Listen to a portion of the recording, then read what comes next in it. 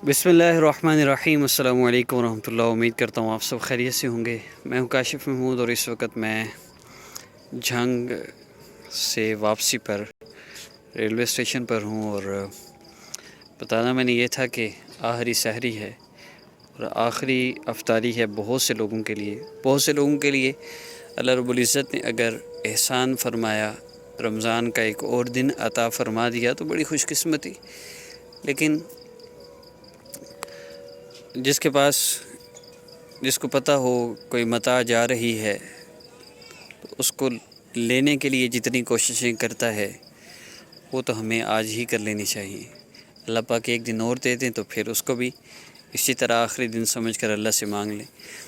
देखिए, एक बात ज़हन में रखिएगा, जिस तरह पैसे से होने का यकीन गलत है, जिस तरह मालो दौलत से होने का यकीन गलत है, जिस तरह बीमारियों की शिफा मेडिसिन से होने का यकीन गलत है कि शिफा अल्लाह पाक देते हैं, काम अल्लाह पाक बनाते हैं, इसी तरह वज़ीफ़ों से कामों का बन जाना ये यकीन भी गलत है। वज़ीफ़ों से बनता है, काम होता है, लेकिन अल्लाह रब्बुल इज़्ज़त चाहते हैं तो। जिस तरह रिज़्क़ की तंगी नमाज की पाबंदी के बगैर दूर नहीं हो सकती, इसी तरह मालो दौलत की फरावानी वजीफ़े रिज़्क़ के करने से तब तक नहीं हो सकती जब तक आप नमाज की पाबंदी नहीं करते, जब तक उन आमाल को नहीं छोड़ देते जिनसे रिज़्क़ की तंगी आती है। तो असल ये है कि आमाल करना, असल आमाल हैं। दुनिया का कोई मसला है या आखिरत का कोई मसला है, दुनिया का कोई रास्ता इख्तियार करते हैं या दीन का कोई रास्ता इख्तियार करते हैं, तो असल दुनिया तो है ही नहीं। दुनिया का हर काम अल्लाह रब्बुल इज़्ज़त के हुक्म के मुताबिक और आका पाक सल्लल्लाहु अलैहि वसल्लम के तरीक़े के मुताबिक करना ही दीन है। दीन कोई बाहर की चीज़ नहीं है। दुनिया का हर काम अल्लाह रब्बुल इज़्ज़त की मर्ज़ी के मुताबिक नबी इस्लाम के तरीक़े के साथ करना ये दीन है। हर वो काम जो इन हदूद के अंदर है वो इंसान के लिए दीन बन जाता है। जो अल्लाह रब्बुल इज़्ज़त और नबी इस्लाम की हदूद से निकल जाता है जो काम, वो दुनिया है, और वो दुनिया जो हलाकत का सबब है और उस दुनिया से मना किया गया है।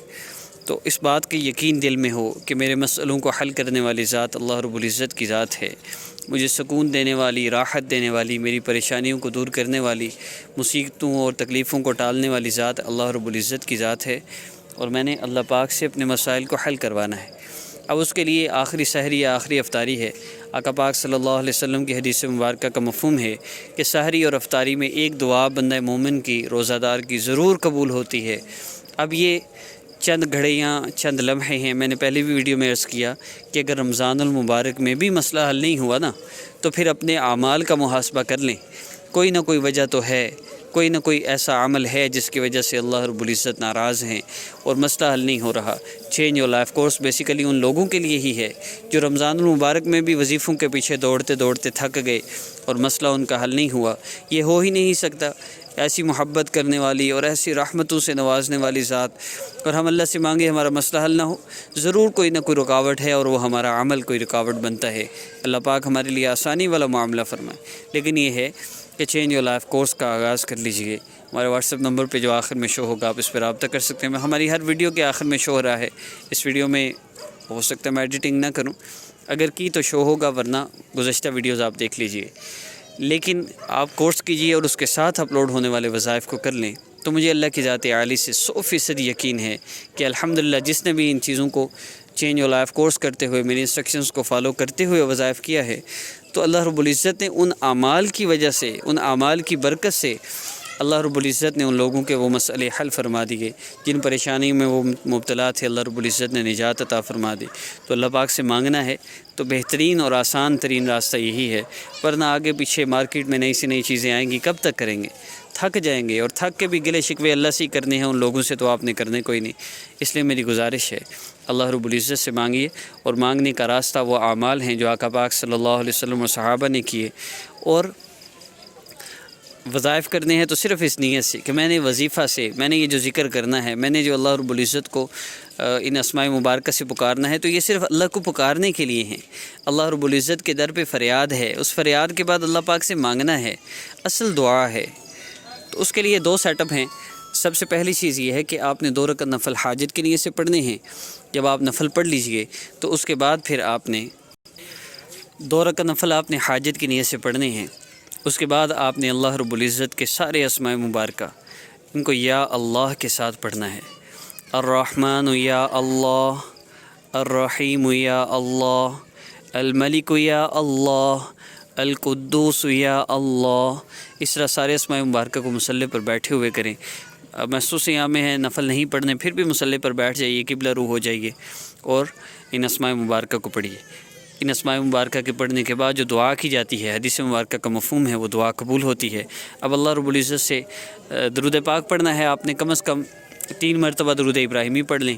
زیادہ دفعہ پڑھنا چاہتے ہیں تو کوئی بھی درود پاک آپ پڑھ سکتے ہیں، جتنی دفعہ آسانی سے ہو سکے درود پاک پڑھیں۔ اس کے بعد اللہ رب العزت سے دعا کر لیجیے۔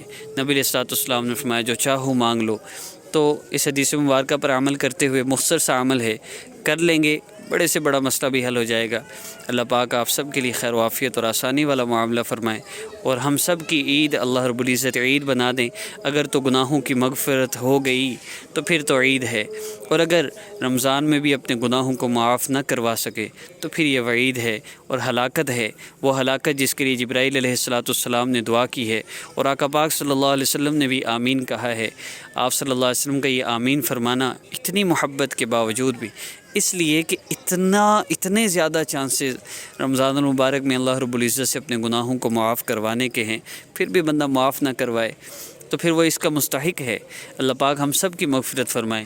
توبہ کی نیت سے 2 نفل پڑھیں، حاجت کی نیت سے پڑھیں، اور اللہ رب العزت سے مانگ لیجئے۔ ہماری ٹرین آ گئی، اپنا خیال رکھیے گا۔ اللہ حافظ۔